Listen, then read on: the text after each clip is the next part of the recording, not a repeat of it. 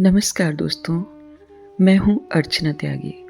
एक बार फिर से आपके साथ हिंदी लेखक परिवार के यूट्यूब चैनल पर और आज प्रस्तुत कर रही हूँ अब्बास पठान जी के कहानी संग्रह बरज़ख से एक और कहानी जिसका शीर्षक है इंतकाम। तो प्रस्तुत करती हूँ उनकी लिखी यह कहानी। जतिन अपनी बाइक पर सवार होकर पुराना चमड़ा मार्केट की तरफ जा रहा था। उसकी आंखों से क्रोध की ज्वाला धधक रही थी। मन के भीतर घमासान मचा हुआ था। उसने तय कर लिया था कि आज अपने दोस्त बिल्लू का परफेक्ट मर्डर कर देगा। जतिन का दिमाग गुस्से की गर्मी से उबल रहा था। वो सोच रहा था, आखिर बिल्लू की हिम्मत कैसे हुई मेरी पत्नी की तरफ आंख उठाकर देखने की। जिन आंखों से उसने मेरी पत्नी पर बुरी नजर डाली, उन आंखों को निकालकर अपने जूतों से मसल दूंगा।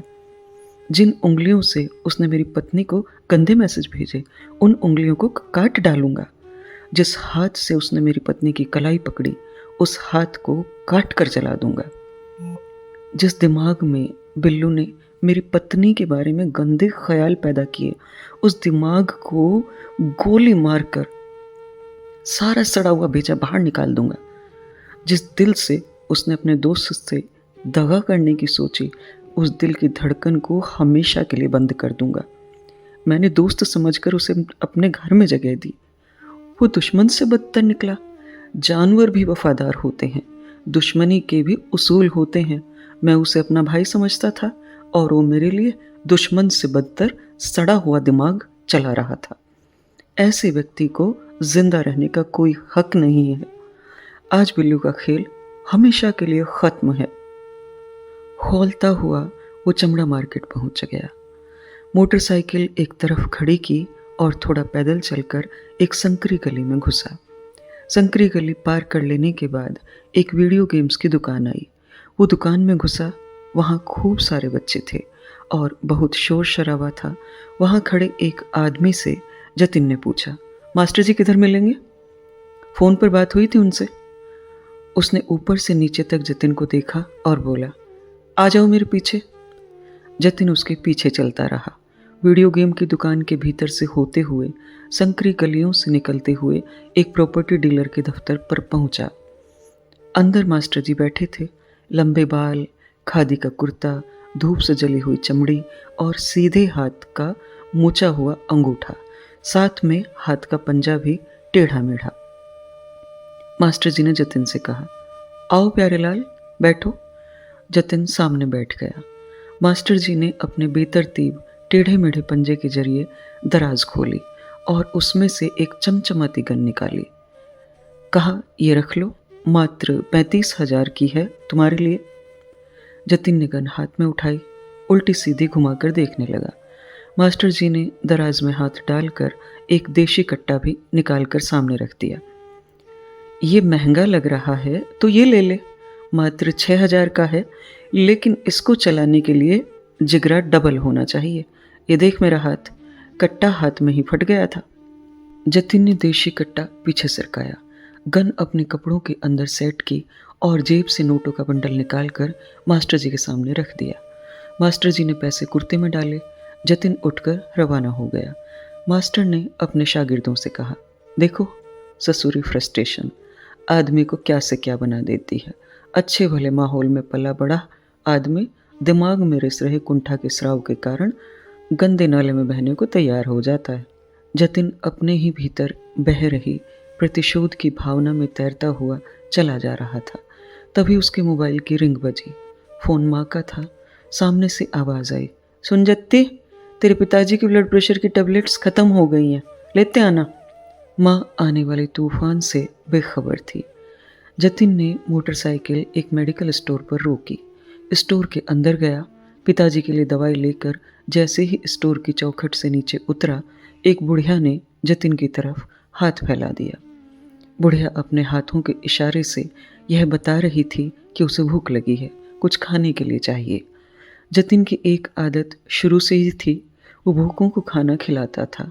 जतिन से कोई खाना मांग लेता तो वो सब काम छोड़कर उसके खाने का बंदोबस्त करता। बुढ़िया खाने का सवाल कर चुकी थी। जतिन ने आसपास नज़र दौड़ाई। नज़दीक में ही एक हलवाई की दुकान थी जिसमें एक आदमी मिर्ची बड़े तल रहा था। जतिन ने हलवाई की दुकान से 2 ब्रेड और एक मिर्ची बड़ा खरीद कर बुढ़िया के सामने बढ़ा दिया, लेकिन मिर्ची बड़ा खाने से इनकार कर दिया। जोधपुर शहर में मिर्ची बड़े खाने से कोई इनकार कर सकता है? अतः जतिन ने बुढ़िया से पूछा, क्या आप इस शहर से नहीं हो? बुढ़िया जतिन की तरफ विस्मय से देखने लगी। ऐसा लगा जैसे बरसों बाद किसी ने बतलाया हो, जैसे बरसों बाद किसी ने पूछा हो कि आप क्या खाएंगी। भिखारियों से कौन पूछता है उनकी पसंद? अमूमन जो भी बचा कुचा बासी होता है उनके कटोरे में डाल दिया जाता है। जतिन ने फिर उससे पूछा, आप कहाँ से हैं? क्या खाएंगी आप? बताइए। उसने हाथों को ऊपर नीचे हिलाते हुए बताया, अक्कलकोट है ना, अक्कलकोट। उसके पास गांव है, वहाँ घर था। जतिन ने पूछा, अक्कलकोट ये कहाँ है? बुढ़िया ने बताया, सोलापुर और गुलबर्गा के बीच पड़ता है। जतिन ने कहा, ये तो बहुत दूर है, करीब 1500 किलोमीटर। और घर था, क्या अब नहीं है? जतिन उसके बारे में जानना चाहता था। बुढ़िया ने कहा, हाँ बेटा, घर था, सब बर्बाद हो गया। 12 साल पहले सब खत्म हो गया। जतिन के मन में जिज्ञासा पैदा हुई। पूछा, 12 साल पहले क्या हुआ था और आप यहाँ इतना दूर कैसे? बुढ़िया ने रुआंसी से सूरत बनाकर बताया, मेरा बेटा यहाँ जोधपुर की सेंट्रल जेल में बंद है कई सालों से, उसी के लिए मैं यहाँ हूँ। जतिन ने बुढ़िया के कंधे पर हाथ रखते हुए पूछा, पूरी बात बताइए, क्या हुआ? आपका बेटा जेल में कैसे है? बुढ़िया ने कहा, हम भूमिहीन किसान हैं, दूसरों के खेत पर परिवार सहित खेती का काम करते थे। मेरा एक बेटा और 2 बेटियां हैं। मेरे बेटे ने जमींदार के 2 बेटों की निर्ममता से हत्या कर दी थी। इस जुर्म ने हमें गांव से, समाज से और मानवता के दायरे से बाहर धकेल दिया। सदमे में मेरे पति की मृत्यु हो गई। बुढ़िया की दास्तान सुनकर जतिन के ललाट पर शिकन पड़ चुकी थी। उसने पूछा, लेकिन आपके बेटे ने ऐसा क्यों किया? बुढ़िया ने कहा, हत्या का कारण जानकर क्या करोगे? जतिन बोला, बस यूं ही पता तो चले आखिर आपके बेटे ने इतनी बड़ी वारदात को क्यों अंजाम दे दिया। बुढ़िया बोली, कुछ नहीं रखा वजह में। हत्या के लिए कोई भी कारण जायज़ नहीं हो सकता। दुनिया भर में हत्याओं के पीछे हजारों कहानियां छुपी हुई हैं। तुम कोई भी कहानी मेरे बेटे द्वारा किए गए कृत्य की समझ लो। यूं समझ लो कि जमींदार के बेटों ने मेरी हत्या कर दी और मेरे बेटे ने उनकी हत्या कर डाली। यूं समझ लो कि मेरा बेटा जेल में है और मेरी आत्मा इस शहर में भटक रही है। तब भी मैं कहूँगी, हत्या हरगिज जायज़ नहीं। जतिन के मन में खड़ी प्रतिशोध की दीवार जैसे दरकने लगी थी। शाम ढलने को थी। पश्चिम की तरफ सूरज अस्त हो रहा था और जतिन के दिल में सूर्योदय हो रहा था।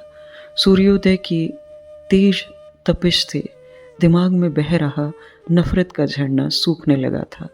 उसे याद आया, पीछे बीवी बच्चे हैं, माँ बाप हैं, परिवार है।